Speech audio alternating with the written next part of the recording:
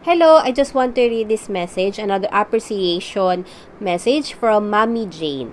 Ma'am Jack, alam mo ba, very helpful yung exercise video nyo po, paano mapabilis ang labor. Thank you so much po.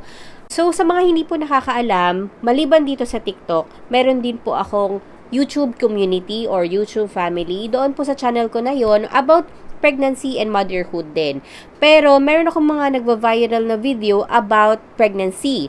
Exercises or mga Kegel exercises bago ka manganak. Once na tumungtong ka na ng 37 weeks, pwede mo nang gawin yung mga exercises na yon. Meron din akong tips doon kung paano yung tamang pag-ire. Meron din akong mga shinare doon na content kung paano naman yung mga signs of labor para maging informed and aware kayo bago kayo pumunta sa hospital. So, if you want to watch those videos po, mga informative video po talaga yon, you can check my YouTube channel, Ma'am Jack. Same din ang pangalan dito sa TikTok. Check niyo yan and hoping din na isa kayo sa matutulungan ng video na yon.